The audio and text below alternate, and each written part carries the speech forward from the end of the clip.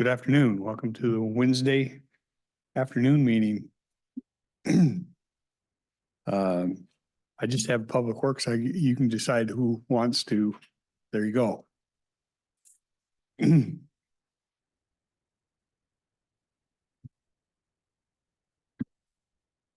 afternoon, Commissioners. Savannah Clement with Public Works. We're going to start off. We have three main things today. We're going to start with the personnel request, and then we have an ARPA funding request, and then followed by private roads discussion. So right now, we're going to ask to request to fill a current position. It is our Administrative Assistant 3 position.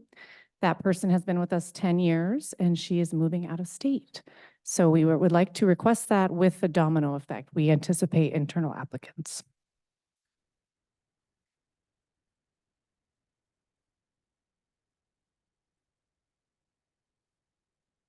So what are the things that this person performs and is it absolutely necessary to have that position? So the first question is what they perform, which is it was previously titled a department head secretary. And so that's exactly what this position is. We retitled it a few years ago during union negotiations to be an Administrative Assistant 3. We actually have 2 of these positions. Public Works is a pretty large division with about 115 to 120 employees, and they split that work. So I do believe that this position is necessary. I do believe there's a considerable workload. So that's why we're here to request that position to be filled. Hopefully that answered your questions. Questions? I wouldn't expect any other. My experience has been nobody offers to drop positions. Actually, that's not true. We did have one Yeah. department that Yeah. volunteered about 6 layoffs, Well, hopefully you don't start with us. but we're not in a recession like we were then. I don't have any concerns with it. I don't know if anybody else does. Yeah. Okay. Thank you. And that was okay with the domino effect. Okay, thank you. Right, so last week I had we're going to move on to the second piece, which is the ARPA funding request. I had a really rushed, although calculatedly rushed, description of our request today. So I actually have a presentation. I did send that to Kelly. I have some people in the audience that may need to come and speak and help me out if I stumble on the expert level stuff. But I do want to pass that out to you guys. I'll have copies for you so you can just follow along. And then I'm going to actually ask Alyssa to come up with me in case you guys have parks related questions. Thank you.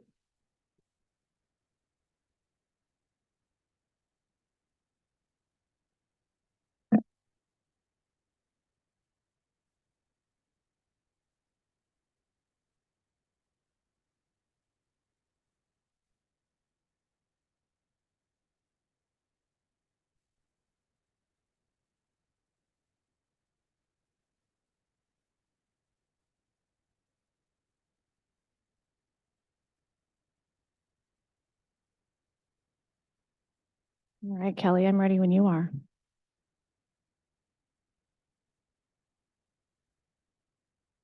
Okay, I'm good going to the next slide.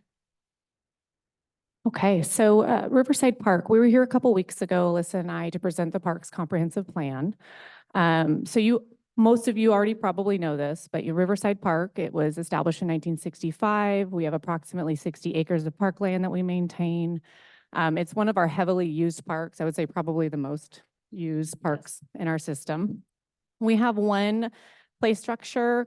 The park's comprehensive plan mentioned it's nearing its end of life. And it's used a lot by not only families and people within the Lexington area, but it's also used for a lot of sporting events related to baseball, softball, basketball, tennis, if we can get people there to play tennis, soccer.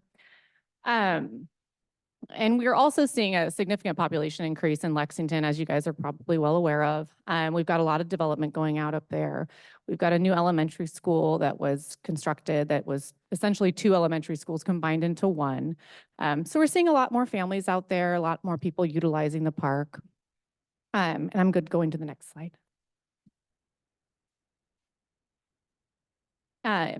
And so in this Parks Comp plan, a couple of the targets that the Parks Board put together, and I'm not going to go over them all, But essentially what we're asking to do is to satisfy all of these targets that I have listed, which is resurfacing the tennis and basketball courts, which the board is probably aware of. We talked about it a couple times. You had asked me to try to maybe secure funding. I mentioned ARPA, and I'm here today to do that. And so what we would like to do is resurface not only the tennis courts and pickleball courts, but also the basketball courts as well.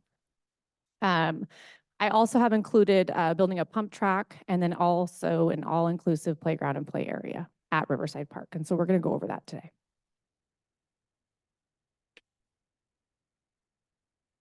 My first request is for the overlay of the tennis and basketball courts at Riverside Park. It's approximately $95,000. We got bids from Lakeside. And what I'm asking for today isn't an exact approval of those bids. I'm just asking to earmark the funds to move forward with the project. That is actually a picture of our current basketball court. Go to the next slide. These are pictures Alyssa took the other day. You can see it's a tennis court. You can see the fissure line crack there, growing some vegetation. So that's the current state. Can I ask how long they've been here? Do you know, Alyssa? They were built in the 70s. It's been, It's been a long time. And they're well past their life expectancy. And you can't really tell in these pictures, but there's a lot of holes.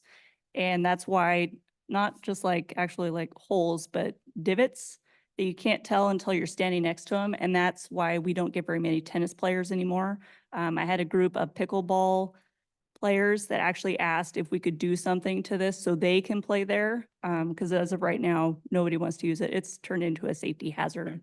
this is, if it was built in the 70s, this is really in the life stuff we're seeing here, and that's pretty Yeah. long run. Yeah, okay. I mean, close to 50 years. So the plan is to dig this out and repair the cracks or completely So- take everything out? So when the it's plan is to over? do a 2-inch overlay right on top.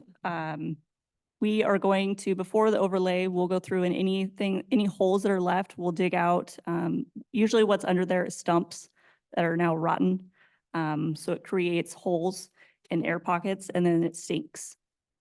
So we're gonna go through and remove those and then we'll hire somebody to do the overlay and that will fix all of the cracks that we have everywhere. Well, there's a difference between covering the cracks and then solving the problem. City of Longview is filled with lots of overlays where the cracks just work right straight through. That's why I asked if there was some other remedial work to prevent the cracks from reoccurring the next time. There's a freeze and a thaw. Yeah, if we wanted to do that, it would be a lot more expensive. So this is like a cheaper fix, so to speak. Otherwise, we would need to tear the whole thing out and start over.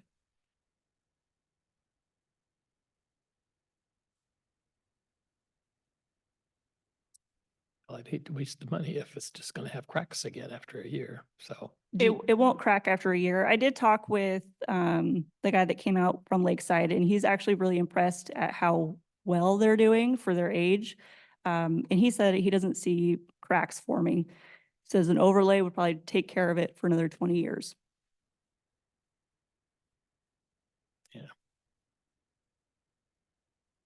Um,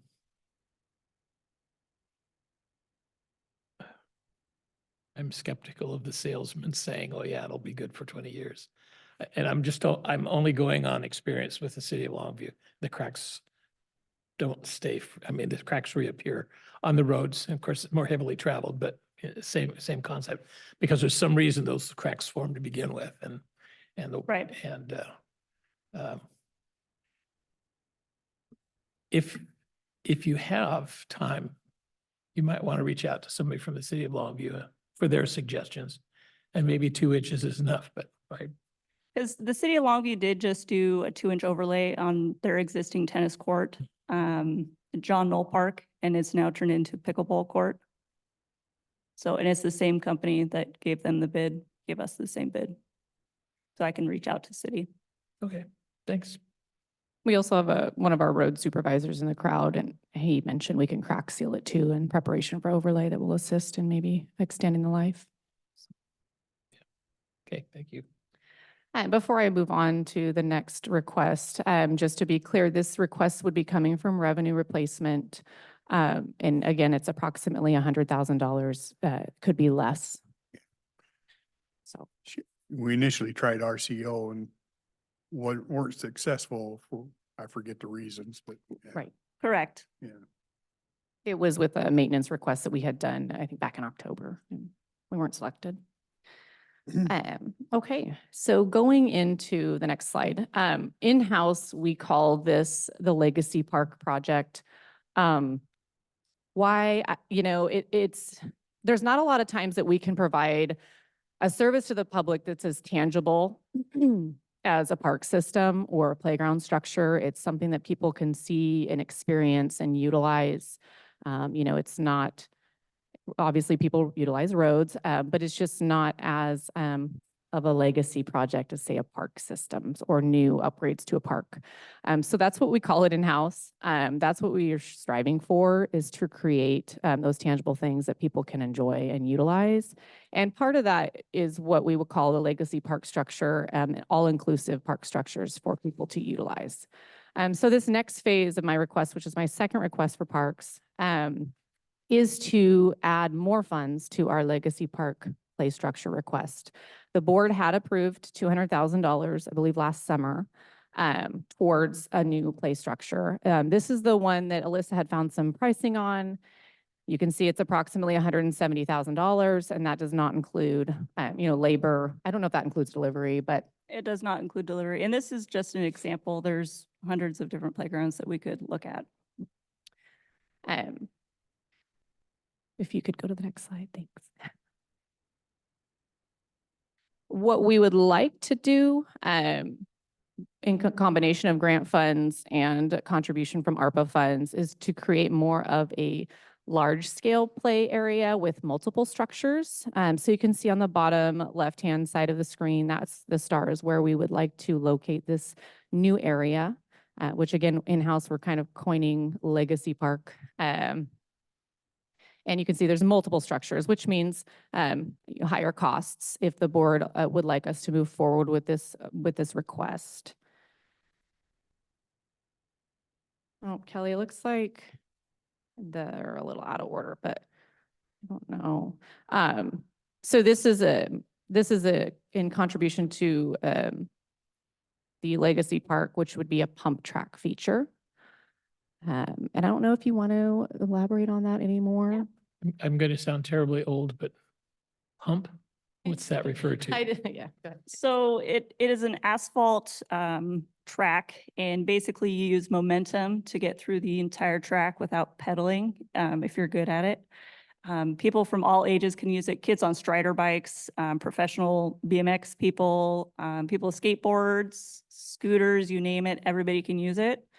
And the beauty of that is that it usually becomes a central hub of a community. Anywhere that has gotten one of these, their community has grown exponentially.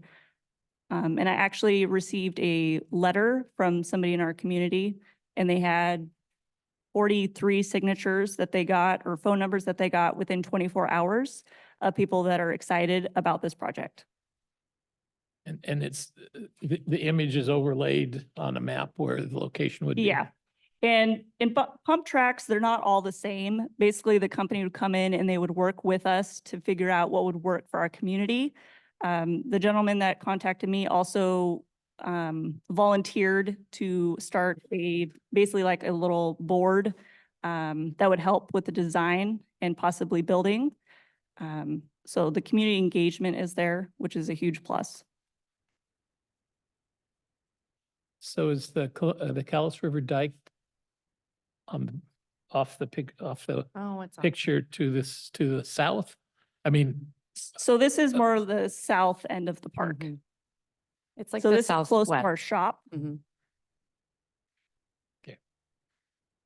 So as you're coming through Riverside and you're following, the road, it's it's like the second restroom you restroom hit. that was destroyed a few years ago.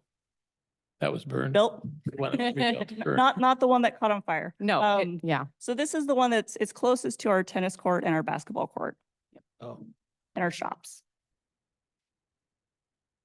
So I think this, again, the slides are a little out of order, so we're going to go back to the ARPA request number 2 slide. There we go.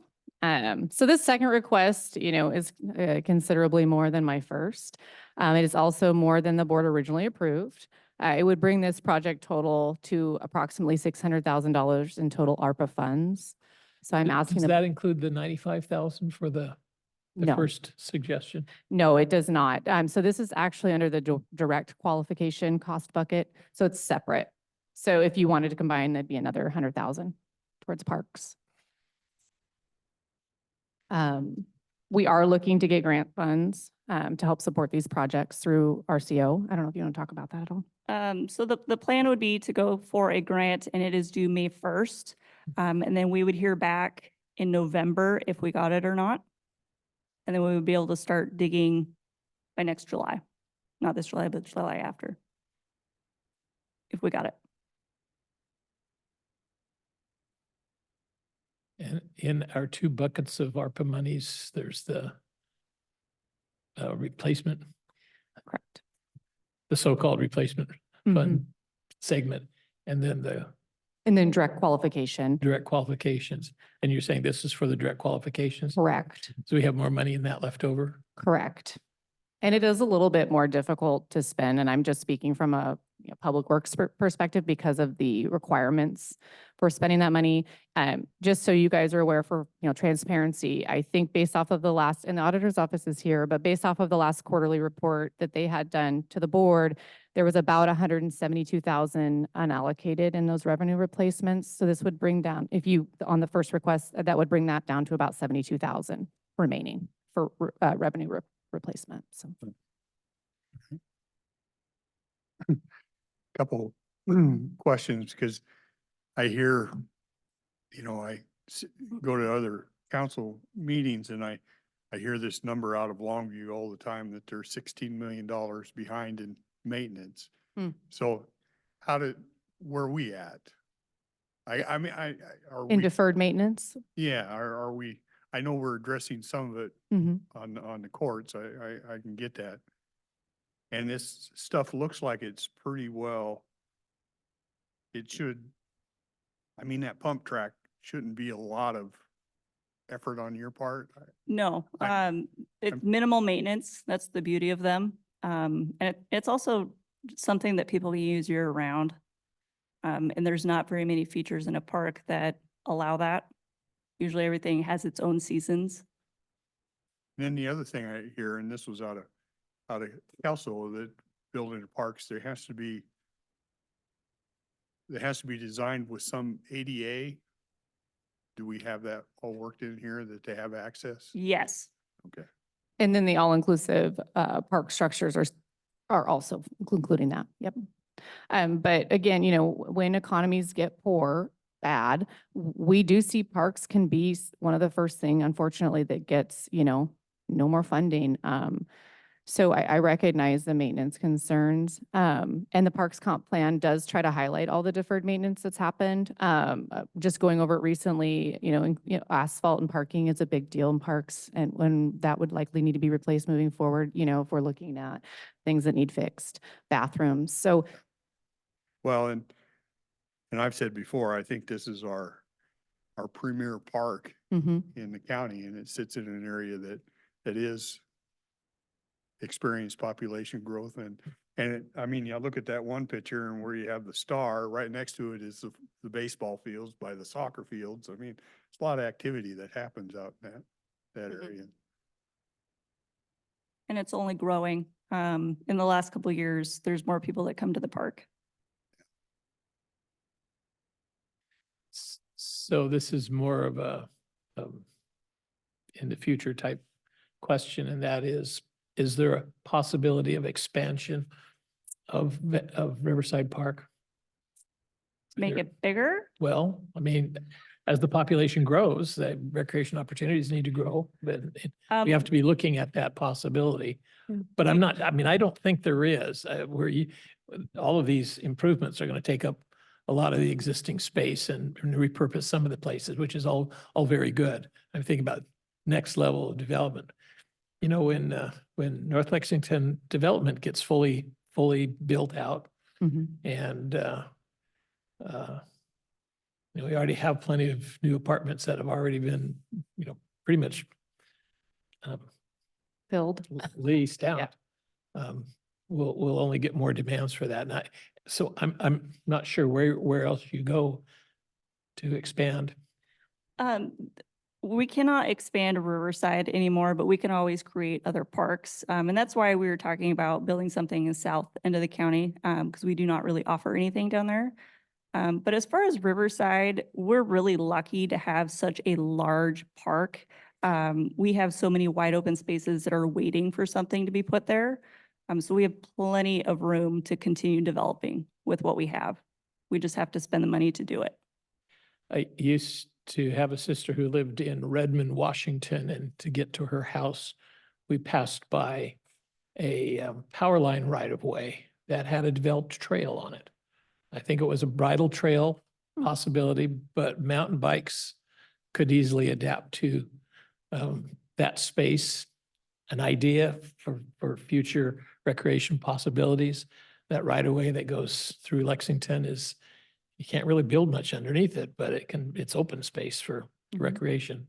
That's always a possibility. Just what you want, more responsibilities. Hey, I will do it. Just an idea of something to think about. And the other question that I had is whether or not there would be a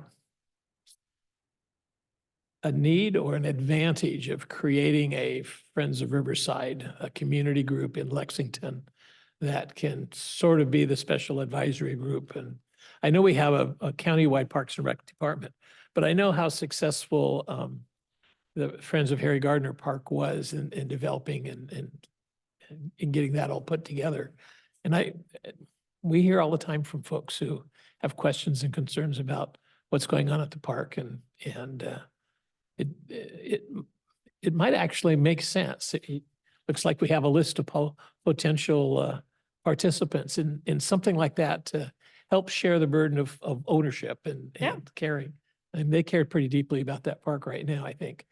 Mhm. And that organization might be useful in resolving maybe disputes or conflicts or something like that. I don't know. It's an idea to toss out. That's always the odd thing about Riverside is we have people that are there every day at the same time. And a lot of them pick up litter without, they do it.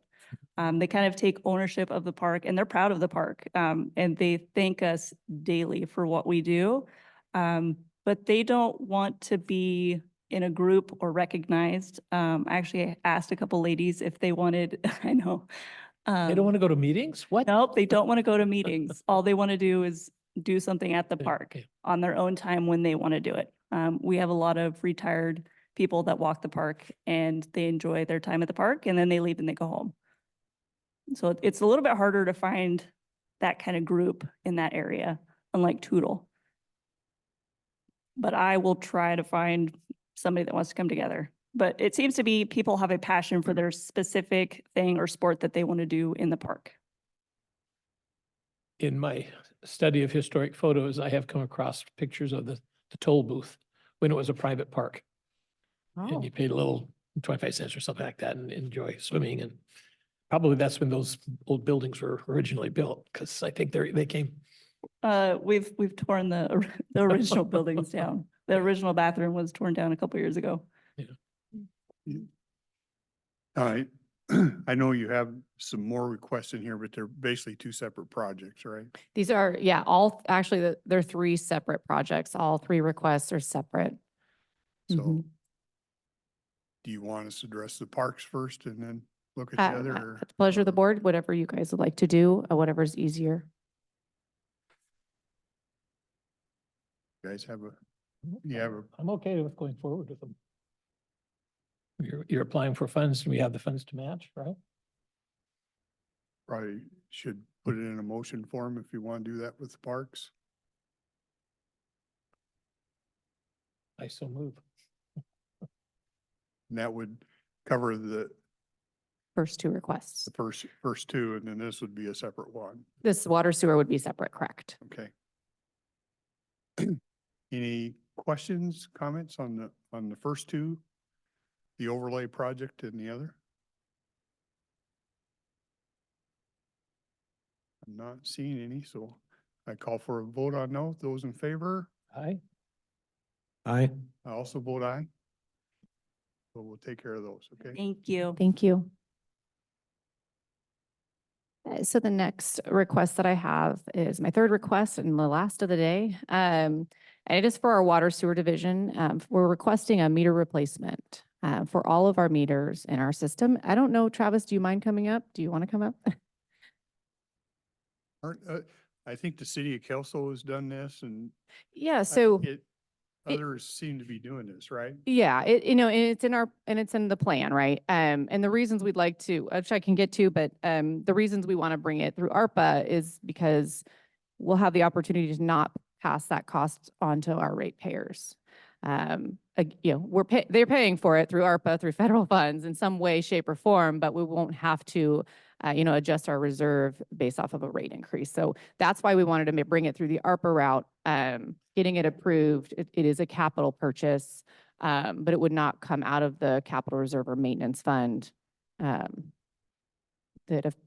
ultimately affects our ratepayers. So you're saying the current users would not be charged? That's correct. Now, I'm not pulling the wool over anybody's eyes. In the future, The folks who pay for it will be the grant. we would have to replace them as needed, but I'm going to get to that. I don't want to skip over too much. So, our water sewer division, we have approximately 1,300 customers throughout the county, and it is throughout the county. We have service in Riderwood, we have Tootle, Ostrander. It's pretty far reaching. Currently, our meters are read manually, and that's read by a third party. Unfortunately, 2/3 of our system is older than 10 years. The Department of Health likes meters to be less than 10 years old. So we are not following those guidelines currently. So this is why this has been planned out. No matter what, we would have to replace our meters. We do have some accuracy concerns in customer service with the way our meters are currently read because they are so old, hard to read. And I'll kind of get into that a little bit. So currently sorry, could you go back one more? Just going to that picture of all those meters.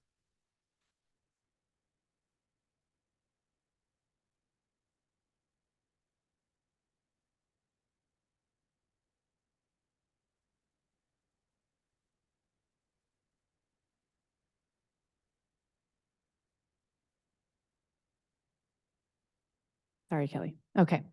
So this is actually a picture of some of our current meters that are used. And then Travis had mentioned earlier today that we probably have 4 more different models to throw into that mix. So we really don't have a standardized system as far as meters go. We come in and we have to replace them as needed when they break and fail. So that's why you're seeing such a variety of meters. The one on the far left is what we're utilizing now to replace our meters with as we're going through replacement cycles.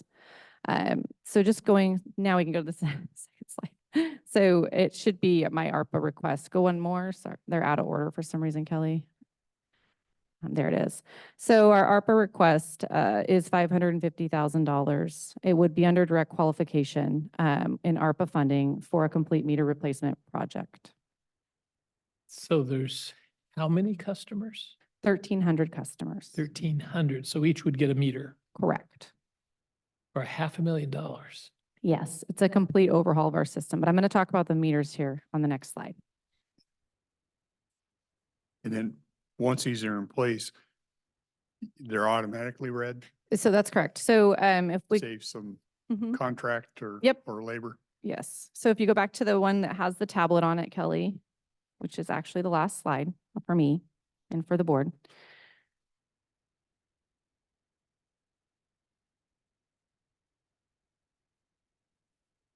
So we aim to provide a standardized system. So we'll have the same meters for all of our customers.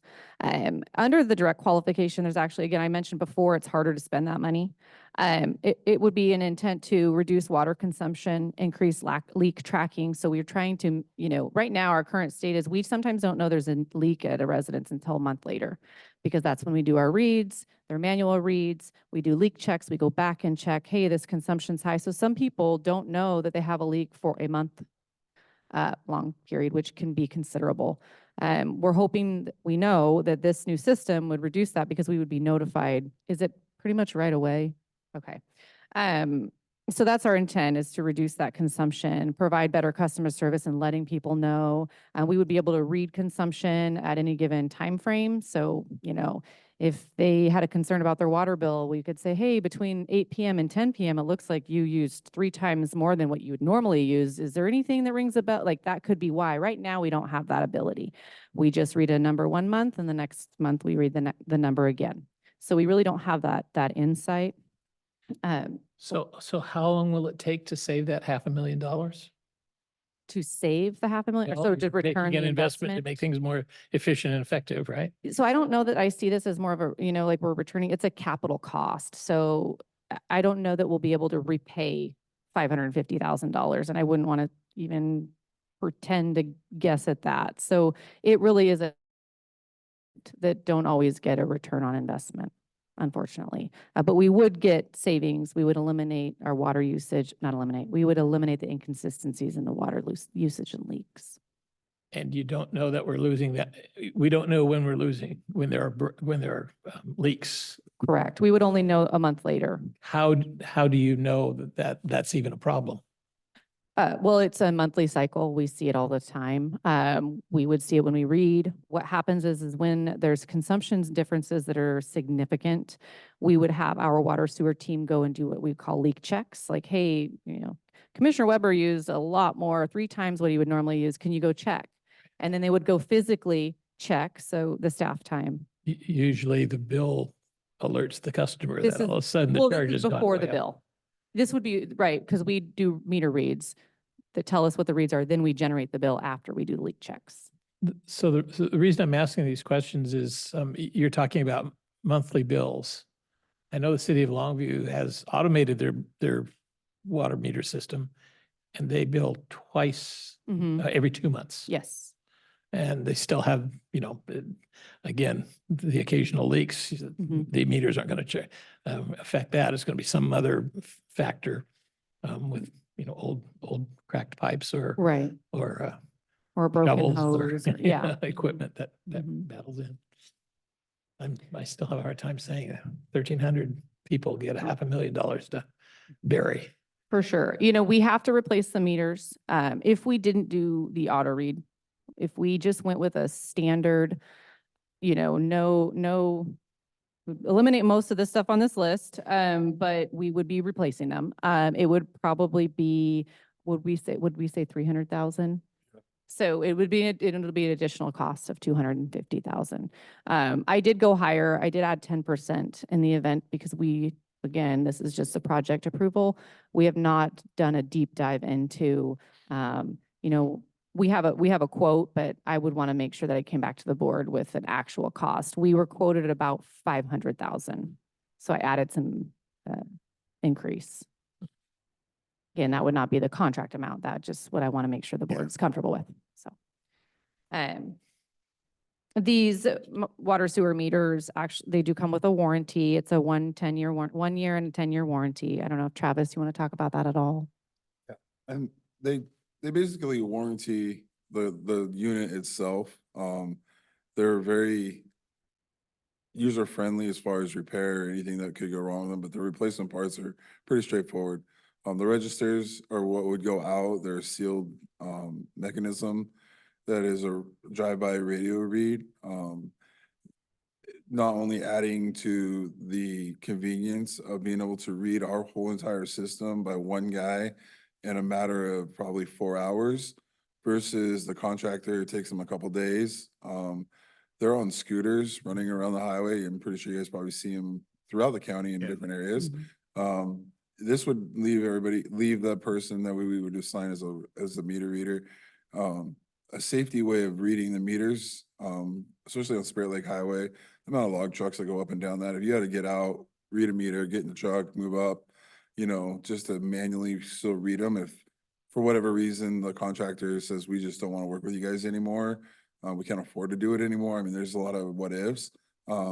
it does become a safety thing. This would allow us to not only be fast, efficient, to be able to respond to inquiries, to have proof to show the customers, the ratepayers, can show that, this is where your money kind of is, your bill kind of is where it falls. So there is a huge upside to going this route. Like I said, we have other projects this summer with a bigger need. And so we're gonna be in the vicinity of every meter anyways. So it was kind of, let's kill two birds with one stone. Let's regain a more common meter throughout our system, whatever it may be. And have the ability to, if for whatever happens, we have to no longer use the service of a contractor, a third party, that we would be able to do that by not only knowing what's in the ground, they're all equal, same, yada, yada, and also be able to locate them. Right now, there's 5 of us, I've been here 2 years. The next guy's been here less than I have. Out of the 5 guys, there's only 1 guy that has the knowledge of knowing where every single meter is. So, this is a good way for us to kind of grasp our infrastructure back, at least to a point where countywide, we know what we got working with moving forward. And what Travis is referencing is we are we're doing some remediation on pipes that connect to meters, but we're also doing GIS locating to ensure that we know exactly where all of our meters are in the system. Travis speaks about this product because he utilized it. He came from the city of Centralia. Okay. And also city of Kalama uses a system. So this isn't, we're not just, it's not the newest, shiniest thing that we're just going to try out. It's used in other systems that are of similar size. City of Centralia has more water sewer users than we do. And it's the product that they use as well. So he has worked with the product. He had brought it to our attention when we were talking about, doing meter upgrades. And we thought it was a great idea and we appreciate the efficiency. Question for you on it, and just because I know when Kelso did it, and I don't know if it's the same meter, but the old library here that's now the Republican headquarters, when it got upgraded, all of a sudden they were getting these huge bills because I want to say the building was so old, it wasn't grounded right or something, and it was throwing the meter off. Have you heard any of that? Oh. Yeah, so as the meter gets older, it loses its accuracy. I mean, that's where the revenue part of it is gonna probably show itself in the beginning. Because right now, like I said, we don't know unless we stumble across a bad situation, whether it's a leak, whether the meter has been reading 0 because it just died. And all of a sudden it's like, hey, look, these guys used to use a couple of units every month. For the last 3 months, they haven't used any. Well, you can't recoup that. You can't prove what they used. So that's lost revenue. So to have a more accurate system, more up to date, and a better way to track is a revenue stream that is a benefit to the county. Is it a sticker shock? Like you said, all of a sudden you're getting this giant bill that you were accustomed to the X amount of dollars, and now all of a sudden it's almost doubled. Well, it's because it's reading accurately. It's reading what it should be reading, kind of thing, or something like that. So yeah, it will be a benefit also. Well, I can see there'd be a benefit. This just seemed to be that the meter was incompatible with the building and they had to, Mm. it never shut off for whatever reason. I don't know all the technical stuff. Sure. But it doesn't sound like it's a huge problem. Good upgrade. And all those requests is for our service lines that are 3/4 and 1 inch, not some of the bigger ones. Harry Gardner Park is a bigger one. The Toutle High School is a bigger one. Silver Cove RV Park's a bigger one. So those ones are gonna be considerably more. That'd be something we would look at in the future to replace. Right. So there would still be some that would manually have to be read. Yeah. But you're talking a dozen that would be on that extreme side of having the budget for at a later date.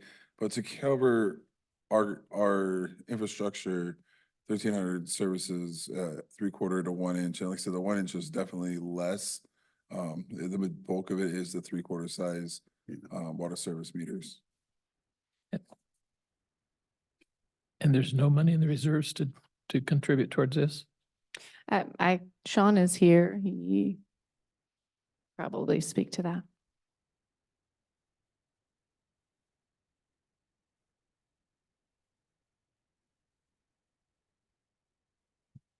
Afternoon, Commissioners. Sean Rowe, Public Works. So as of today, our current reserve balance for our water sewer fund is $4.16 million. Of that, we have approximately 2.5 million of that as our matching portion of our ARPA projects that are currently in place. So we do have some dollars in our reserves. We do have other projects as pipe replacements and things in the future that those have been earmarked for. We do contribute to the reserve fund on an annual basis, and that's part of our charges to the customers. Yeah. It sounded like one of the reasons for bringing it for this, because it's kind of getting projects that kind of qualify for this is a Mhm. little bit And more it- difficult. Yeah, I mean, this isn't, it's not unimportant. It's very important. But when we're talking about line replacements, I mean, those are going to take precedent over, we're just kind of band-aiding this and we get by with it. It's not ideal. So it's not something we're going to be able to touch because we have to get some of these priority ones done first. So if we could get this done simultaneously, as Travis mentioned, we're already out there, we're doing these locates. It makes sense Yeah. to do it now. Any other questions? Now I'm a little uncomfortable with this because I think some proper questions have been asked and I haven't heard answers that I can sink my teeth in. Okay. Specific to which question? Well, the gentleman over there asked, what would be the payback? What would be their cost recovery or something like that? And, he didn't really offer an answer. Well, I guess my answer to clarify was that there's not always a return on investment in a capital improvement project. So for example, a facility, we don't normally do revenue forecasts to try to, to pay it back or to provide an income. I do think there's opportunity for revenue streams here. And if you would like, or the board would like me to come back with those potential forecasts, I can do that. We don't, we can put this on hold until I can answer those questions again, if I know what they are ahead of time and provide that to the board. No problem. So you are not able to say that we want to spend $500,000 because it's going to save us something, but we have no idea what it's going to save us. Yeah, at this point, it's an earmark request. I plan on coming back to the board with further details specific to costs. Oh, Susan's coming up. Okay. So I guess one of the answers to your question is, so we are supposed to be replacing our meters every 10 years. So whether this gets done in one fell swoop through this earmark, we need to, as a water system provider, start an annual program where we're replacing 1/10 of our meters every year. So we are going to have to do this process one way or another. We have the big ARPA projects we're working on. In addition to that, we have a Woodbrook sewer plant upgrade coming up that we're going to have to be dipping into our reserves for. We have an I&I project also in Woodbrook, isn't that correct? And so we have those big projects that we definitely know are coming up. So we are going to have to be figuring out how we're going to be paying for all of that. And this was a way to have our reserves, get this project taken care of without having to look at increasing rates or decreasing our services that we're providing.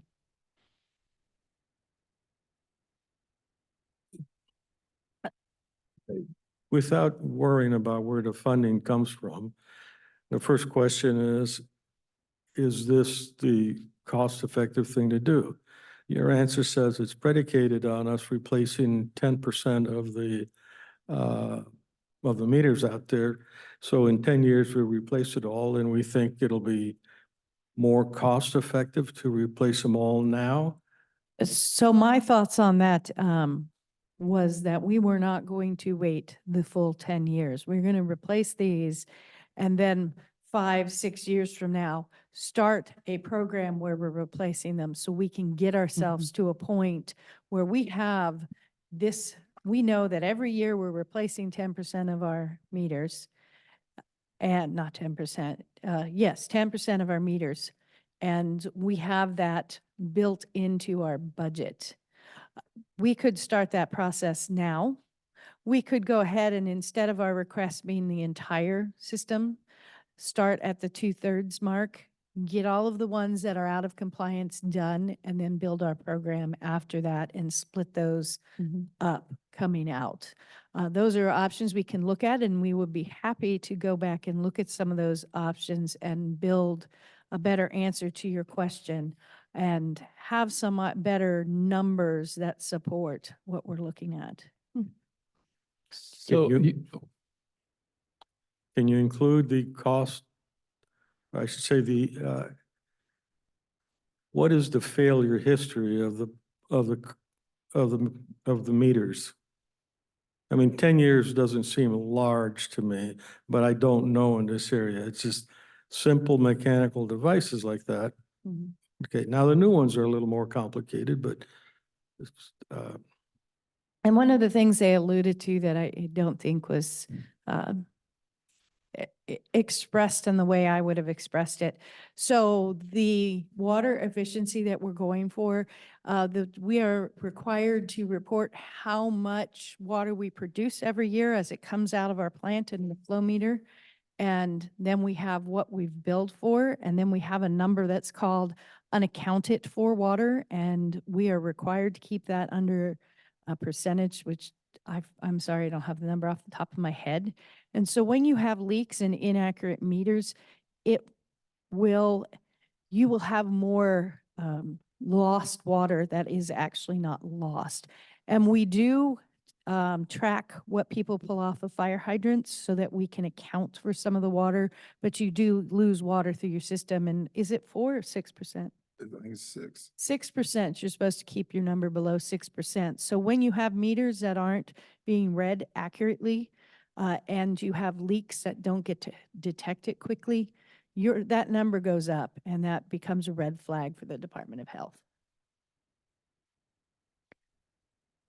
And did I hear you say a third of the meters are really out of compliance? No, the 2/3 are out of compliance. A 2/3 third, are out of compliance yeah. right now. a third are in compliance because 2/3 of our meters are 10 years or older.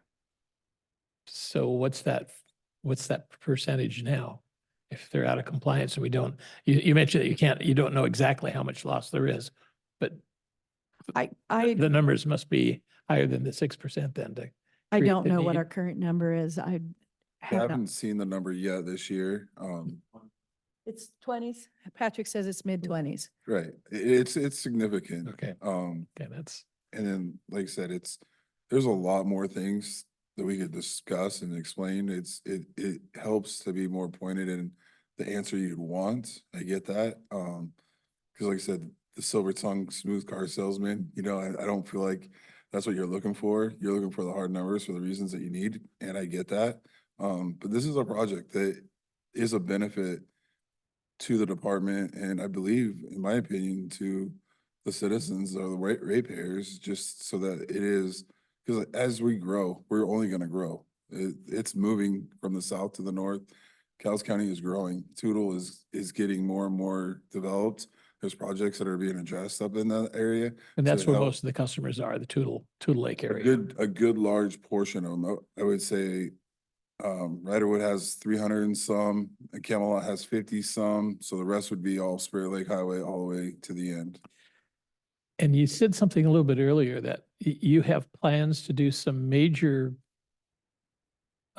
work So you're going to be out there already. Right, there's That'll a, be like economies of scale rather than having to dig up stuff later on. It's already going to be dug up. We can go ahead and add the meter change to that. There's that efficiency of Right. the process right, to reach a goal that the state says we need to reach. Yes, and the project he's referring to is they're locating the meters for their knowledge, but in addition to that, we are required by federal law to turn in an inventory of all of our service line materials. And so that is the big project that they are undertaking, and as part of it, they're doing GPS locations of where our meters are, and then we have to identify if they have potential lead pipe on either side of the meter. It is a requirement, and I believe it came out of the whole Flint, Michigan issues. And so that is a project that we are kicking off, and they're going to be working on it all summer. What would be a reasonable amount from your perspective for a contribution from reserves that still leaves enough capacity to do other things?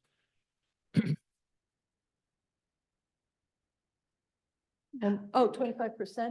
25% is what we've been running on most of our water sewer projects, is that we've requested 75% and then we pay 25%. That is a fairly common grant and loan that we contribute 25%. When we're lucky, we get ones that pay us for it all, and some of the others we get 10%, but 25 is pretty typical.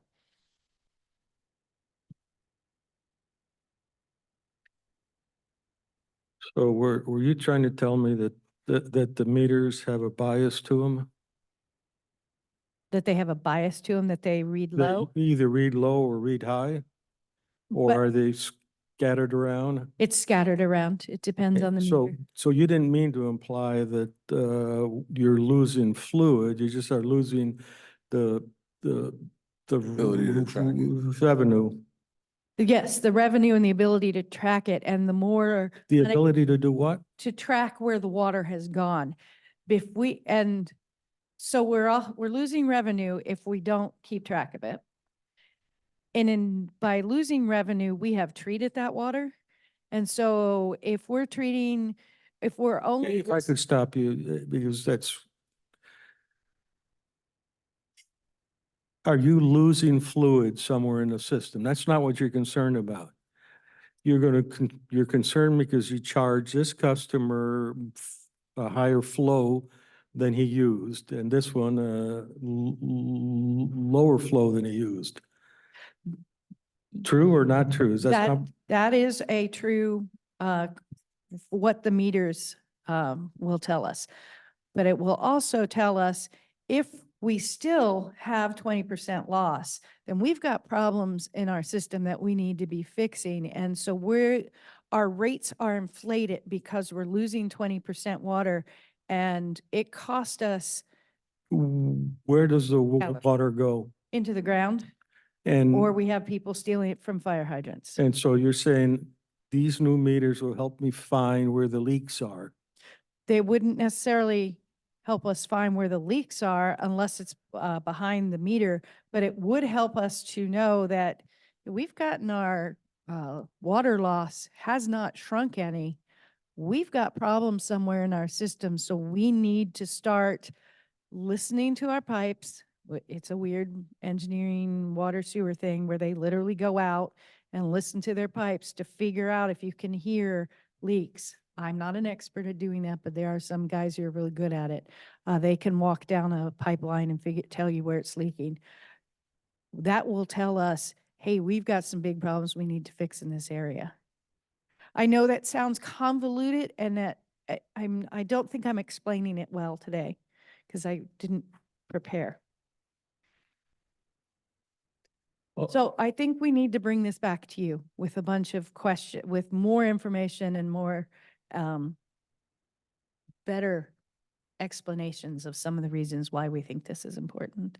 And I can work with Savannah and Travis to get some of that stuff together for you. thank you. Appreciate that. Okay. Okay. So I know we've got a 2:30 scheduled, and I know Susan has to talk about private roads today. So I'm going to go ahead and pass it off to her.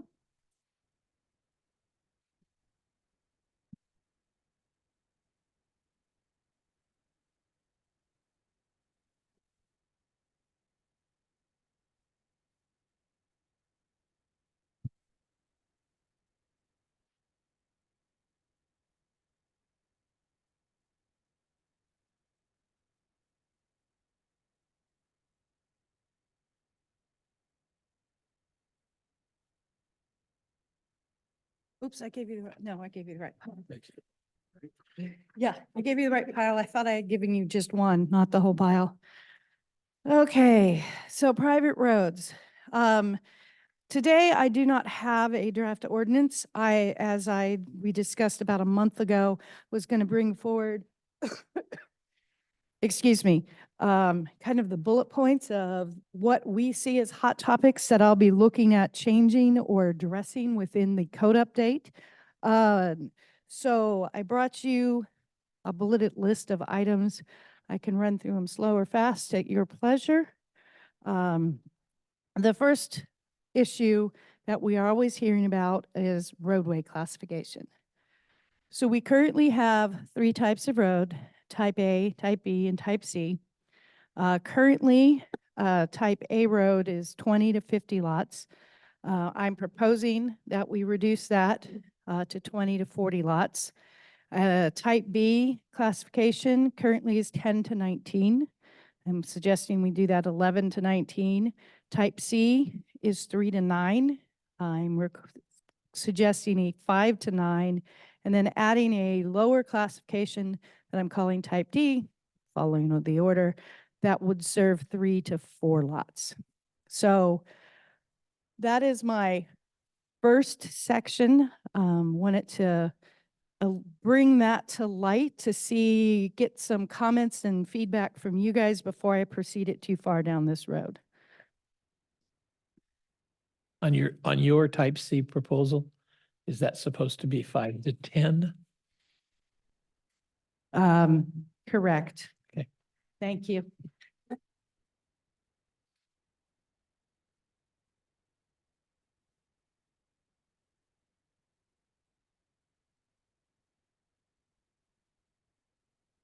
So if I had 12 lots, my private road to serve 12 lots is, I would come here to your table and say, it's a type B, Yes. okay? And then, what happens as you add more lots? So the road ended and now we extend, so that's all understood and, So that is one of the big issues, and it's on the list of okay, policy issues that need to be hashed out is our triggers for upgrades to a higher classification. So we see this all the time, and it causes a lot of consternation. That's my word for the day, consternation, of the person who has purchased a 10-acre lot in an area where you can go down to 5-acre lots. There are currently 20 homes on the road. They go to short plat and they're told, you have to bring the private road up to the next classification of the roads. And that is a package that I don't have fully fleshed out. I want to work with Wayne on this, but this is a very important issue because it is an issue. And I have heard people tell me, I couldn't tell you who, but I've heard people tell me, I was told by the developer, I can buy this 10 acres.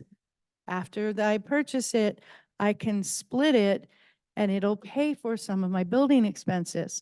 Well, the developer builds 10 lots out there and does 9 lots and does a type C roadway. And now these people start splitting and they're told they have to bring it up to the next class. So we have seen that happen, and it is a complaint that Public Works and Building and Planning has to deal with. Why am I having to pay all this money? So that is one of the things I want to discuss when I have a good format that Wayne and I have hashed through on how we're going to deal with this moving forward, because it is a big issue. We hear about it from the public all the time, and it is usually someone who is on a private road and is splitting it to a smaller size lot. And they're the ones left with the bag of having to upgrade it. suppose, can you give me a feel for what the cost increment is? I built something type C, now I've got to go to type B. Can you give me a feel for what? So depending on how your type C road was constructed, going from C to B, if it was constructed under the private road standards, is not a significant change. It's when you go from a type B to a type A.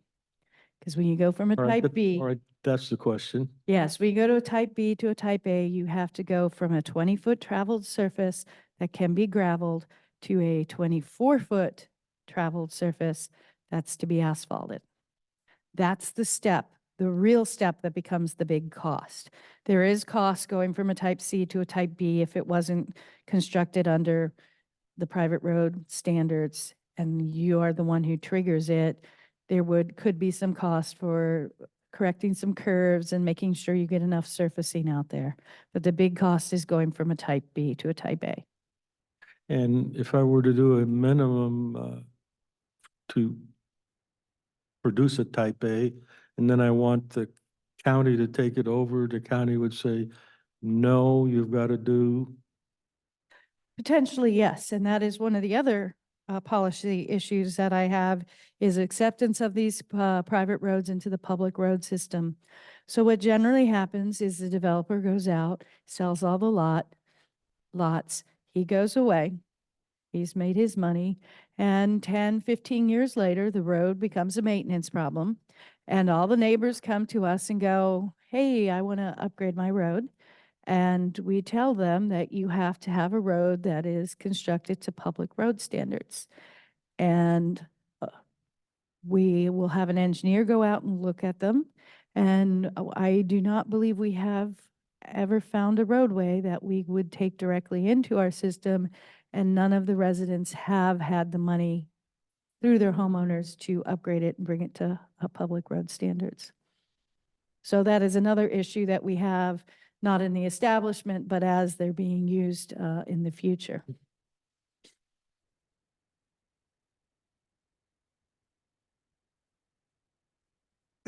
I think I'm understanding this graph right, but just to be sure, so before type D roadways were type Cs Yes, and they were 20 foot with 2-foot shoulders. or yeah, 1-foot shoulder on each side. So Yes. now we're saying we're gonna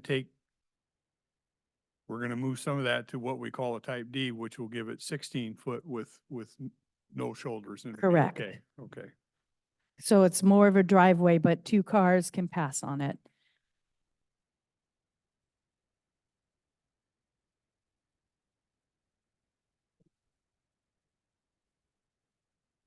So which one of these type categories kind of reflects reality, what people are actually getting away with? So They're all building type D roads. they're building some quality of type C roads or type B roads. A lot of the older ones do not meet those standards. And then the question becomes, are they maintained to that standards? Because if you don't maintain your shoulders and your ditches, they tend to narrow up because everybody tends to drive down the middle of the road. So one of the things a lot of people who come in that are going from a type C to a type B roadway have to do is mainly they have to go add a little more gravel and get their shoulders cleared back off and or reestablish the ditch lines. I remember when the Daily News was actually a daily newspaper. They had reports on private roads that most often come to attention because of fears about fire protection problems. Roads not being big enough for the trucks to turn around and get back out or whatever. And if I remember correctly, the one that has the most people living on it, that's kind of substandard, and I'm not sure how much of it's been fixed up, is it's out of Kelso, I think, Walker Road. Walker Road Right. has a extraordinary number of homes and additional private roads off of it, correct? Yeah. And I do not know, it's off of Carroll's Road, and it reaches up over the hillside and the backside of it looks down onto Rose Valley. So the challenge is how to make it possible for folks to have safer roads, because Yes, In fact, well-built roads do increase property values, but you still have to come up with the money ahead of time. Mhm. And with larger lots, the square footage that the road covers that you have to kick in is pretty cost prohibitive.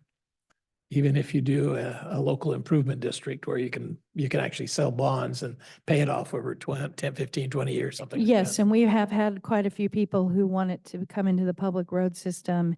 And we have taken the steps of giving them an estimate of what it would cost to do a road improvement It's district. a killer. And it's too much. We've had several that have been too much that we couldn't even do it because it was too much on their property for us to carry, for them to pay back. It becomes cost prohibitive for them. The urban densities is where that's more practical because the square footage of the lot width is small enough to make it Yeah. more affordable. It's all expensive. So what kind of incentives do we have for people to do it right to begin with? We put in lots of rules and regulations, that's a disincentive. People will just, build their lot Not come get a permit. and that doesn't stop some people. We get all kinds of, Yes, we get all kinds of things. So my goal with these private road updates is to make, because part of our issue right now is our standards are very vague. They're not very specific on what your design speed is, what your surfacing is, what your maximum grade is. So I want to add clarity to the design standards, is a lot of what my goal is. I also want to add in a few protections for the future owners. There's one on here under stormwater, which is a new requirement that I would like to add. So as we know, a lot of these were built on forest practice roads. And so who knows when those culverts went in. So there is a Federal Highways Administration manual that rates culverts. And so as part of my proposed standards that something I'm incorporating is requiring the engineers, if there is an existing culvert out there, to go and inspect it and certify that it meets good or excellent quality. Because some of those culverts are on fish-bearing streams, and we all know how expensive those are. So I do not want property owners to buy their lots, build their homes, the developer leaves, that culvert collapses a year later, and how are they going to afford to pay to replace it? So that is just an added layer for public safety, citizen protection that I'd like added, and it would not be much additional cost beyond the original design. You have an engineer on board anyway. They can go out with this manual, and this is a great manual. We're using it to inspect all of our culverts. It has pictures of showing you what you're looking for and what's good, what's bad. And you're looking for things like alignment, if there's holes in it, are the end sections damaged? So it's not you have to go out and sample it. It's can you see straight through, those type of checks on them. so I know when you have a lot more people, you're trying to attract a lot more people in a development, smaller lots. You can build in incentives to allow greater densities in exchange for certain road features. But you get outside the urban area, those incentives kind of go away because part of the goal is to have a nice big open lot. And I don't know what has been tried in other places to help facilitate a rural lifestyle with minimal amount of rules and regulations, and yet with the kind of protections that are important, fire safety and now environmental considerations. And a lot of those would be up to building and planning. I'm only focusing on a physically safe road, not how we incentivize creating them, because that is out of my field of knowledge. I won't claim to know how those are been approached in other locations. Because if you don't have a system of incentives, you end up being punitive and you get people non-compliant. I mean, and that's the struggle we always have with land use development, whether it's building roads or Mhm. building developments. Does it, and maybe it's not in this part, but does it make sense? How do we protect people that have done something and it was bystander at the time? Say somebody had a property and they did this easement that fit standards at the time. And then, they're selling or somebody else wants it, or they decide they want to develop, but now all of a sudden, the road is different and your easement no longer works. How do we protect those type of?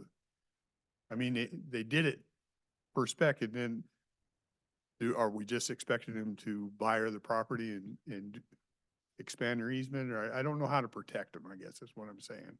And that is a very difficult question, and that's part of my answer, and this is, I sound like an attorney, that depends. So that depends on how it doesn't meet standards. So if they have let's say a 50-foot easement instead of a 60-foot easement, and they're going through 4 lots before them, let's say, in that 50-foot easement, the road's there, the road is meeting our standards, we would not require them to get an additional off-site easement because they have no control. We may ask, can you go ask? But we wouldn't, if that became the sticking point.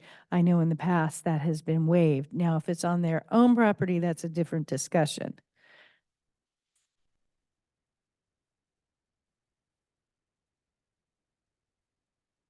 To what extent is this problem made worse because we have so little zoning in the rural areas? We have, I mean, our zone in the. Yes. In the rural areas is unzoned, right? I don't know that it makes it any worse than if it was rural residential, Mhm. because we'd be applying the same type of road information to them.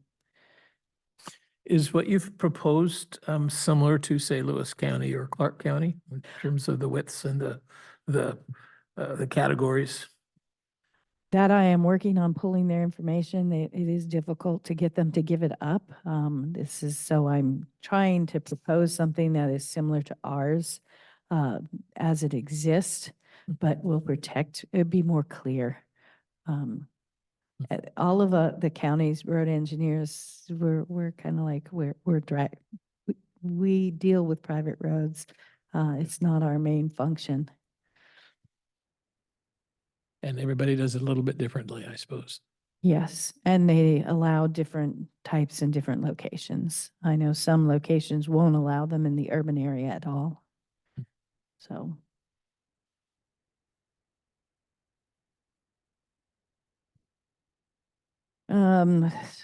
Since I know we're short on time, I'm actually past time.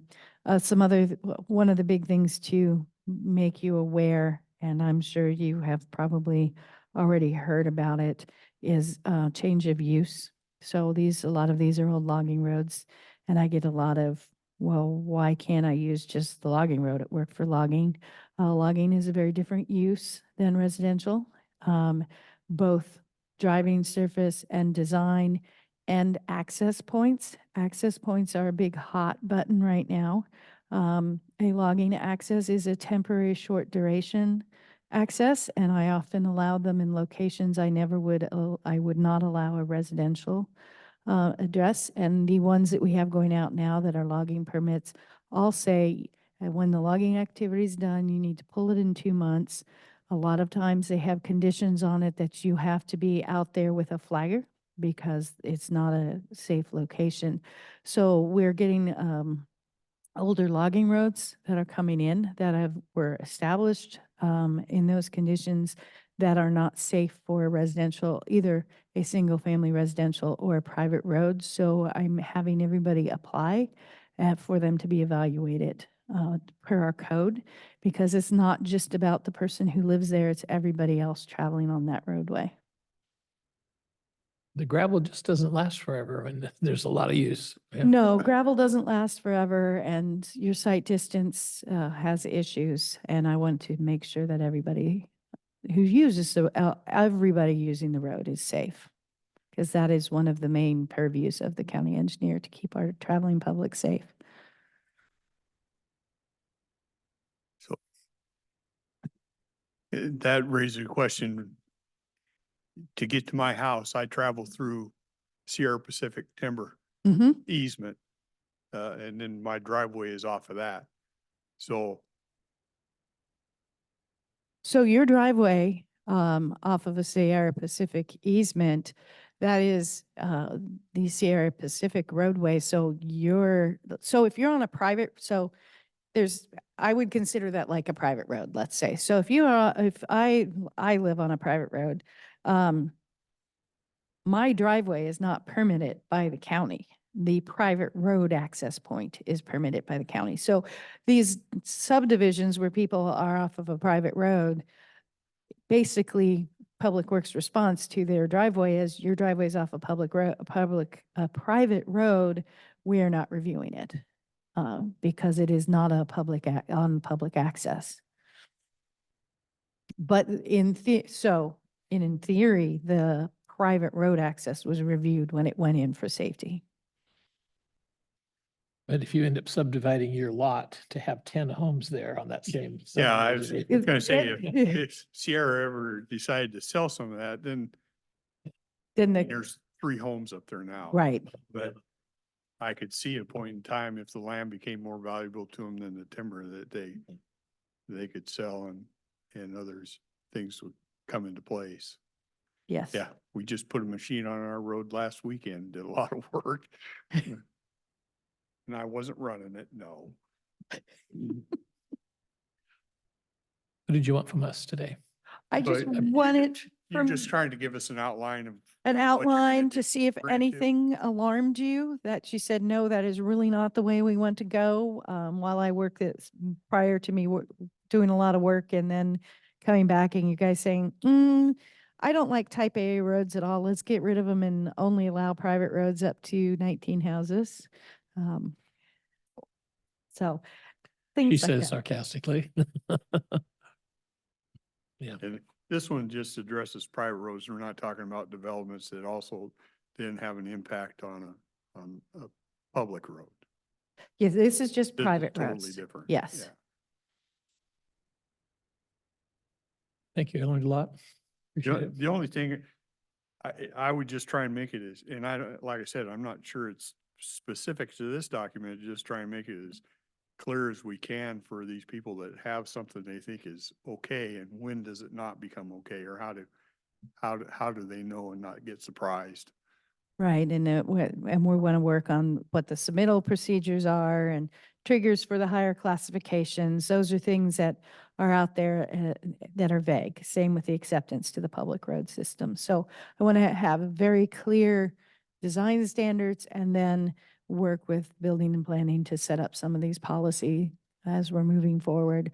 I figured I could get the design standards up while we're working on the policy issues so they can all be adopted about the same time. What's the number of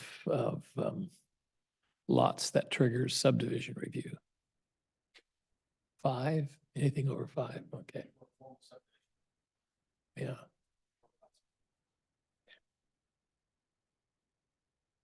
And boundary line adjustments triggers nothing. Correct?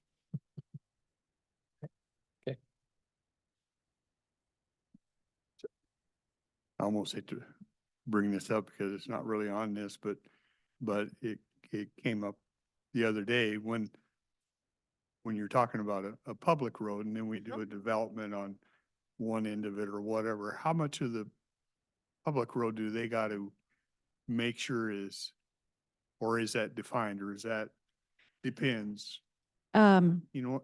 So the way our code is written, I know exactly what road you're talking about. We're talking about Young Road. Everybody knows Young Road's an issue.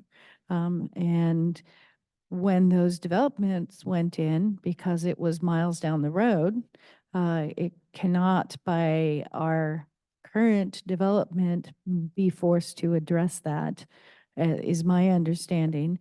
I know we at Public Works have commented that the downstream road is substandard, but I have no way of forcing them to bring it up. So the residents out there and all of the taxpayers of the county are going to have to bear that burden to improve that roadway at some point. And I mean, and I'm sure there's other roads in our county that have that effect. That one's obvious because it, you know, it came up and I've seen it, so. And that one is actually currently the worst that we have because of the development at the far end, where the far end, the road is up to standards and has plenty of And passing. that's the nature of the question, because once you get past the curve, then everything widens out and you can tell they've done some work up in there, right? So I don't know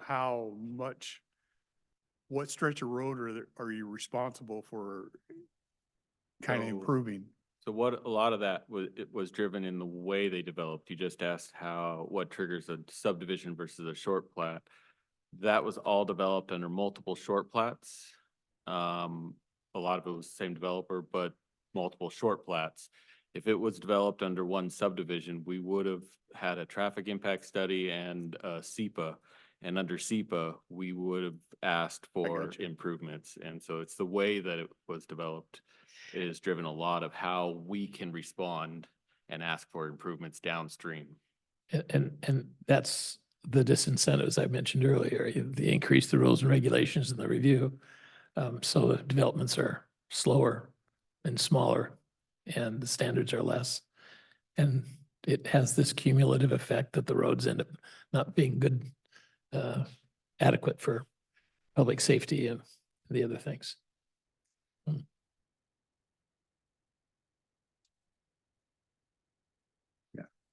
I appreciate it. I know that's a little off topic, and I think we struggle with that and look at it, Yeah, it's a big struggle. yeah.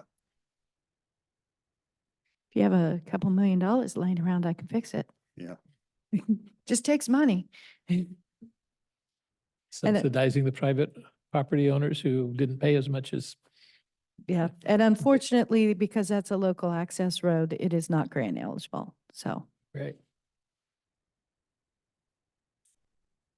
All right. Anything else?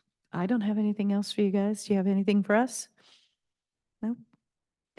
Thank you. See y'all again soon. Nothing today. Nothing for today. Sounds good. I know we're behind, and I appreciate your patience, the Children's Discovery Museum.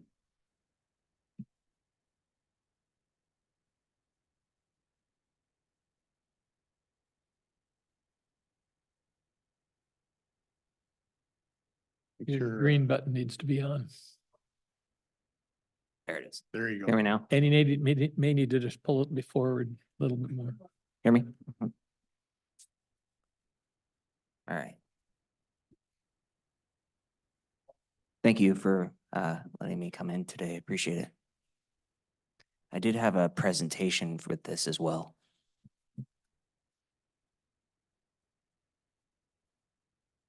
Perfect. And then can I hit the space bar to move to the next page or? There you go. She'll Okay. probably have to do it for you, yeah. So my name is Seth and I'm the Executive Director at the Children's Discovery Museum. And as I said, I want to say thank you for meeting with me today. I just wanted to talk about our organization and kind of give you some background about what we do and where we've come over the years. So as we know, education is a huge importance in preparing children for life. I have a background in education and I have taught children pre-K through 12th grade. And I am also a father of 3 girls and I have a passion for education and providing outlets and resources for people in the community. I was hired back in 2022 as the executive director right after we had reopened after COVID. We were closed for the full 2 years of COVID. And because COVID and the foundation of, and basically I was hired to rebuild the organization and reestablish our connections in the community. So my goal was to increase our educational components and to provide changing exhibits and programming to keep children and family engaged in the community. With my 15 years of educational experience, I have learned that children are the toughest critics. And we must be ever changing to help them learn, engage, and prepare for the world around them. All right, go ahead and go to the next slide. So the Children's Discovery Museum is a local nonprofit here in Cowlitz County. We are a child-focused space, and we provide opportunities for families and children ages up to 17 and engaging in imaginative, interactive, hands-on learning in a safe and supportive environment. Our museum is a gift to the community, and it does not cost to attend. It is free to the public. Our organization is STEM-based and provides hands-on education through our exhibits and programming. As our children and families have been affected physically, emotionally, socially, and economically, the CDM provides a safe environment for children and families that support the needs of children and families in the community. All right, go ahead and go to the next page. The mission of our museum is to provide a fun, safe environment to encourage children and families to learn and engage and have time for imaginative and interactive play together. And our vision is to foster and encourage and strengthen our community by providing a space where children and families can enjoy learning and discover and exploration. So the history of the Children's Discovery Museum was first established in 2016, and it was established by Aaron Harnish, a local pediatrician here at Peace Health, with the goal in mind of providing a hands-on interactive learning environment for children and parents to come and engage together. The CDM started with a pop-up events before we had moved to the Three Rivers Mall in 2016. And in 2020, we had a bigger space and we moved to Commerce. But shortly after we had moved, about a month later, we had shut down for COVID, and we were closed for the full 2 years until we reopened in July of 2022. So our rebuilding process since I've been hired on is bringing awareness to the community and letting people know that we're still around and reestablishing our donors and our sponsors and the individuals that had helped us in the past.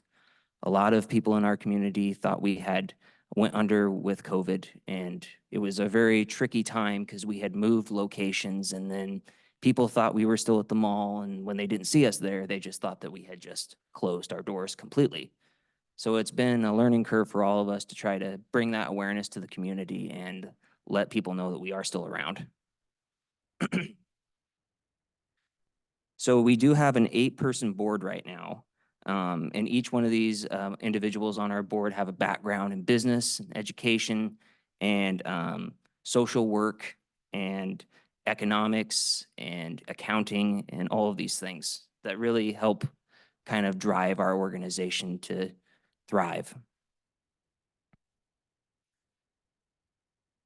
All right. So at the Children's Discovery Museum, we have 25 exhibits that are all have some type of STEM component. And each exhibit has hands-on learning. They help create a hypothesis, problem solving, socialization, questioning, and developing a conclusion. Each one of our exhibits can supplement what children are learning in the classroom, in public schools, and in homeschool settings. We also have 5 quarterly exhibits that we just started rolling out last year. And in 2023, we did 4, and now this year we're doing 5. Last year, we did a variety of different exhibits that we'll kind of touch on later on in the presentation. And then this year, we're rolling out 3 mini exhibits that will be focused on local history of Cowlitz County and local organizations and things like that.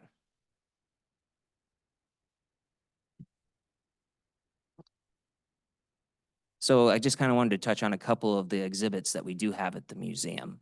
So our first one that you see on the screen is our wind tunnel, and this was created back in 2016 by J.H. Kelly. And the wind tunnel is a tunnel-like passage through which air is blown as a velocity to investigate air through and around an object. So kids put like a scarf in there, and then it blows up, and they see how that works and the velocity behind it, and they learn about gravity. Our next one is our CDM water wheel, and this was created by the Cowlitz PUD. And this basically turns water into electricity. And kids can see how that works by, there's like a lever that they can push, and then water circulates through the center motor, and then it populates the electricity through the circuits. And then our last one, this is our big ticket item at the museum, is our farm to table market. So kids can go, we have a farmer's market with like a stand where kids can purchase fake fruit and vegetables, and they can weigh them, and they can also take a shopping cart and go pick them from our little farmer's market stand. And it's all categorized and labeled, and they have to use matching to kind of try to find everything. And then they use the socialization and play to really engage with peers that are there with them. And this is in the center of our museum. This is our nature niche. So this has a wide variety of different things that are all Pacific Northwest related. And this was all donated by the Wilpa Hills Autobahns Association in 2016. So each one we have 6 different exhibits inside this exhibit. So it all focuses on sea and water life, forestry, rocks, fossils, stones and crystals, and then microscopes, insects, and microorganisms. And so kids can go in there and they can investigate all these different things, and they can ask questions, and we can kind of explore it together through our knowledge of what we know about these things. So going into our last year, so we did start our quarterly exhibit series last year, and the first one that we did was our theater exhibit. So this one touched on acting, producing, and stage directions, and lighting and sound and costuming. So this was a week-long class that we did during spring break, and kids learned all the elements of what it is to do theater in an introduction class. So, and then at the end of our class, they did a presentation for their parents. They did a puppet show, and then they created some costuming things and a whole-on presentation for their parents to watch. It was really fun. And this exhibit was partnered with the Columbia Theater and Lower Columbia College. So not only did it focus on the elements of the introduction to theater, but it also incorporated the history of our arts in the community.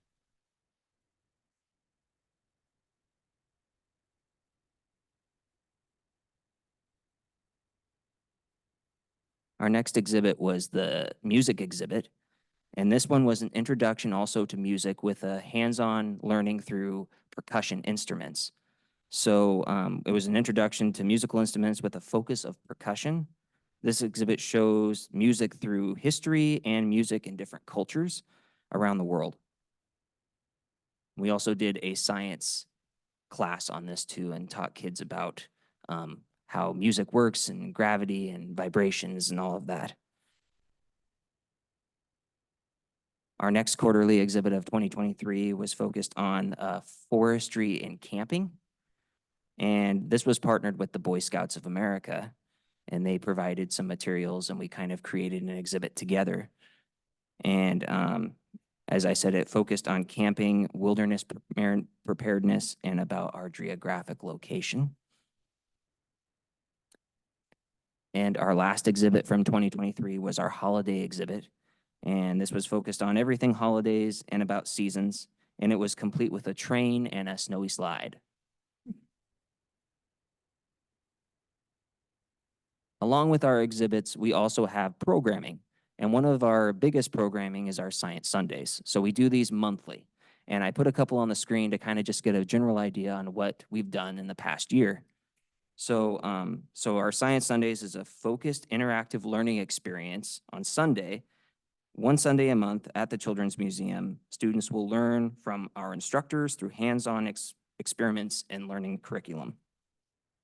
As you can see on the screen, we have done a few. We did about 5 or 6 last year. And these are kind of some highlights from ones that we have done. So back in April of 2023, we partnered with the Cowlitz PUD, and we did the Discover of the Power of Water. And Roy Bentley from Bellingham, an inventor, came down with his stuff, and he brought everything to show kids the process of how water is turned into electricity. Kids really liked it. It was a lot of fun.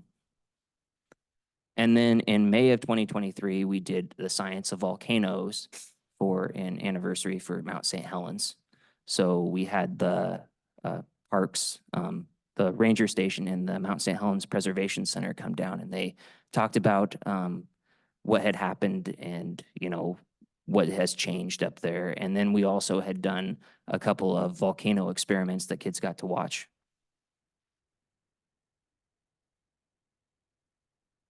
We did complete our first successful camp last year. We did our theater camp. So it was, as I said, it was a week-long camp, and it was from ages 5 to 12. And kids came in and they learned a wide variety of different things in regards to theater arts. And then they had a presentation at the end for their parents. So this is our outlook for this coming year. So we have brought our exhibits up one fold this year. Instead of just 4, we're doing 5. And so the first one that we just opened, which was just last weekend, we opened our NASA and space exhibit. So kids can come there and learn about the moon landing, about mission control, about the solar system, and about a specific on Mars. So kind of talking about the history of NASA, and then also to kind of what it could look like in the future with space travel and how all of the planets work.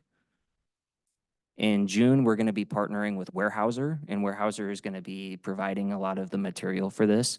And it's going to be focused on the process of logging, which will be like the planting, the replanting, the cutting, and the materials that are used, what's turned into.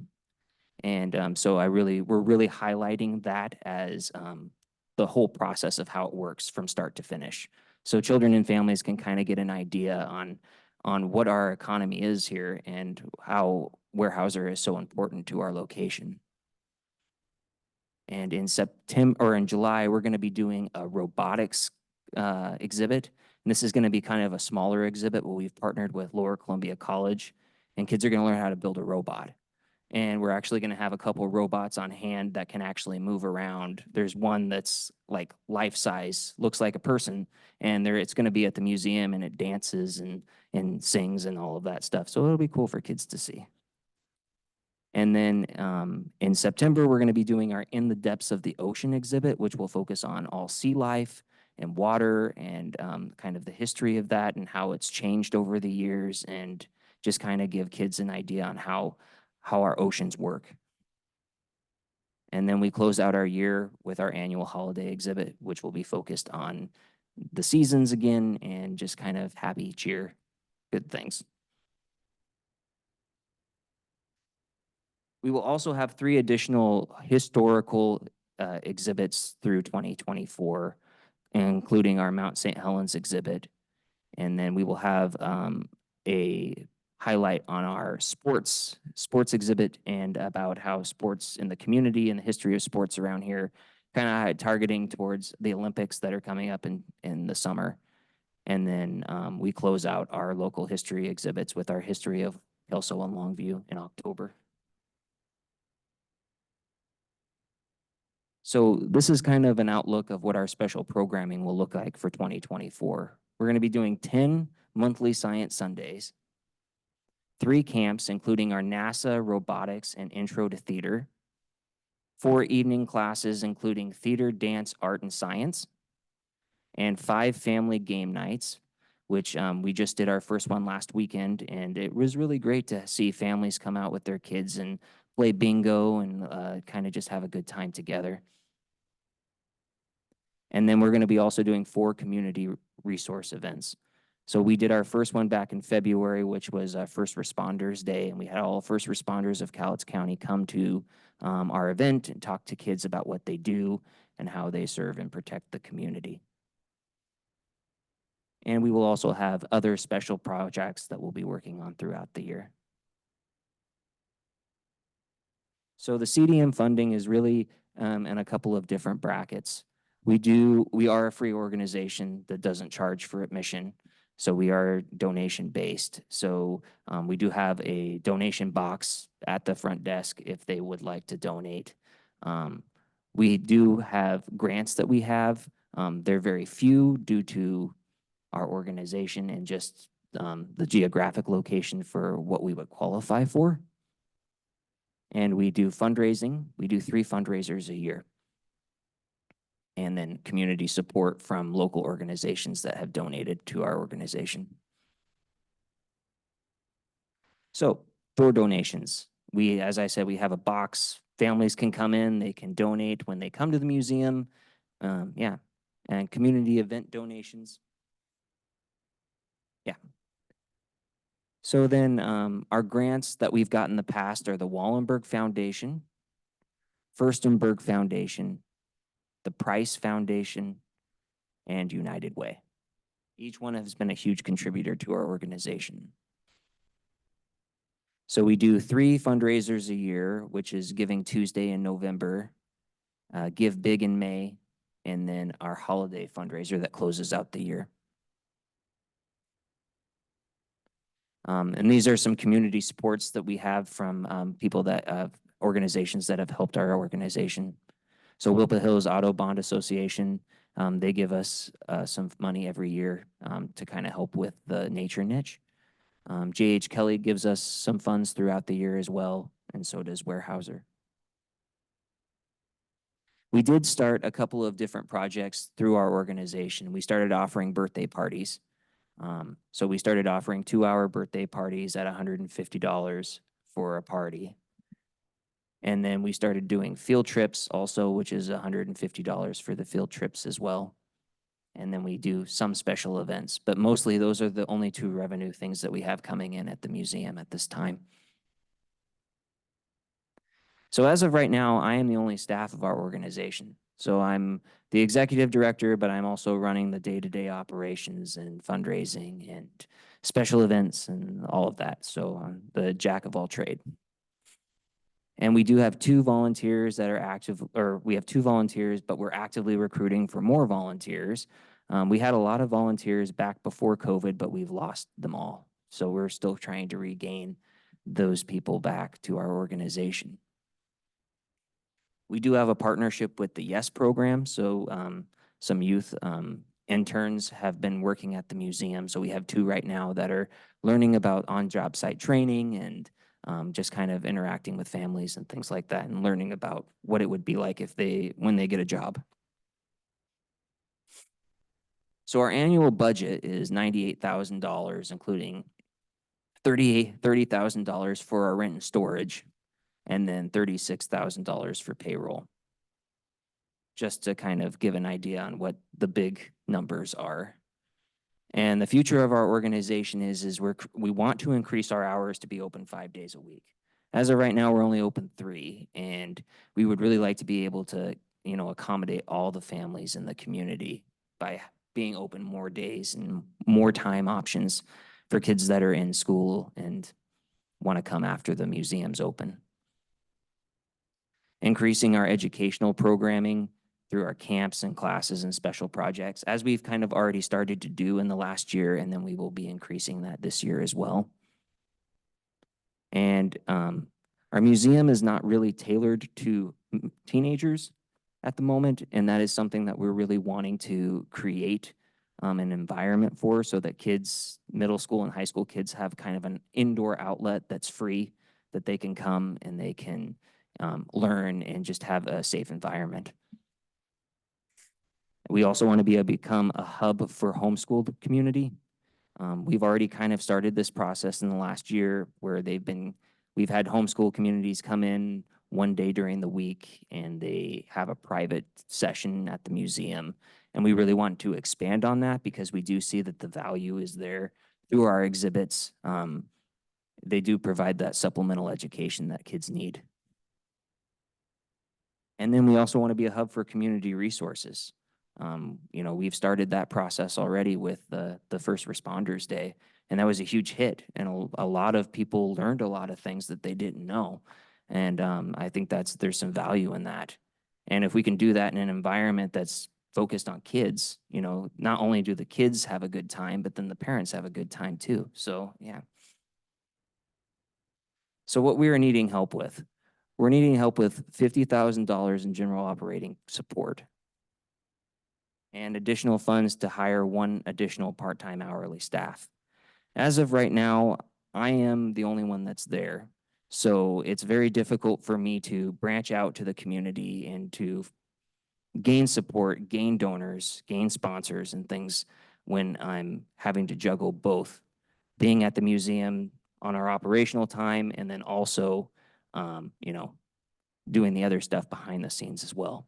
So it would definitely be beneficial for our organization to have somebody else there that would also kind of open us up to be able to have more partnerships with like the YES program and Lower Columbia CAP to have some interns from them there too, if we had somebody there that was a staff member through the museum. As of right now, we're in a very detrimental state in our organization as we are still trying to recover from COVID, as most more organizations are. But we are in detrimental state where we probably have 6 or 7 months left of operating budget before we have to shut our doors. So there's some milestones, some happy things. So we did increase our educational programming last year. That hasn't been done in the history of our organization by adding the camps, adding more of our Science Sundays and special projects that we have done. Our quarterly exhibit series, which has been a huge hit. It really engages families and kids, and it keeps things changing. As I said, kids don't like things to stay the same. And the museum was, you know, we had a lot of stationary exhibits that don't rotate. So we had just come up with the idea that it was like, we should have some things that are constantly changing just to keep kids and families engaged. And it has worked very successfully. And then we've also completed one of our camps last year for our theater camp. And we actually met a huge milestone. We had the largest attendance in a single day at the museum of having 980 people come in. Yeah, it was a busy day. And then we've also had visitors from Bend, Eugene, and Bellingham. People that have heard about our organizations that just wanted to come up and check us out. And I've asked a few of them, I was like, do you have family up here? Like, what brings you to the area? And they just said, no, we just heard about your organization and we wanted to come up and check it out. So that was very pleasing to hear that that word is traveling around Washington and Oregon, that we are on the upscale of coming to be an organization that people are wanting to come check out. So yeah. So thank you. Appreciate your time.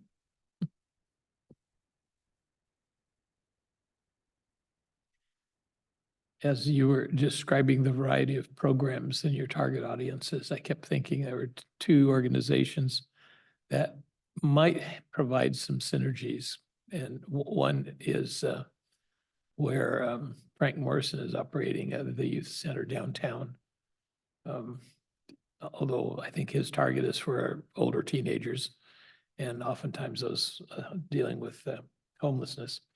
But the other organization's at the other end of downtown, and that would be the YMCA, which I think could very easily, an affiliation could very easily supply more patrons to go through, because you're doing something for kids that they aren't. And that's kind of anyway, those are the thoughts that came into my mind in terms of affiliations that could build your client base. Great, thank you. Yeah. I know that the museum does go into the classrooms with their history presentation. You probably talked with them about that.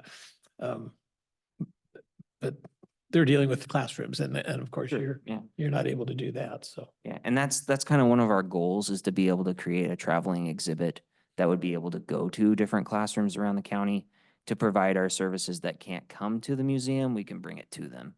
So that's something that we've actually been looking into once we have more staff, and of course down the line where we have the funding and things to actually put something like that in place. But we've got huge feedback from people on that they would like that, and so is school districts. So yeah. If I remember correctly, Joseph told us that the person he has that does the school, she's booked up for the year. right. Yeah, and we've So it's been very popular because the schools don't spend the money on busing kids out. Exactly. Field trips or are spending the extra expense Yeah. generally is the way they think of it, so. Exactly. agree with And we've worked, us and the Historical Museum have been teaming up on a lot of stuff in the last year, and they actually were a contributor to our holiday exhibit and our, Mount St. Helens Science Day. So they were actually there at the event too, giving some instruction about the history of Cowlitz County.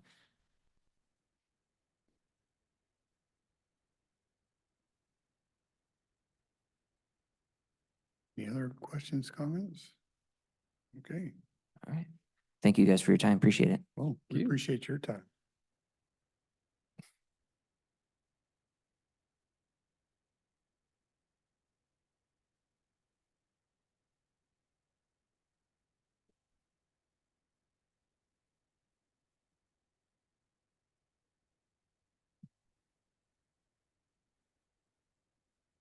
Anything else for the day? I think so. Think we're good?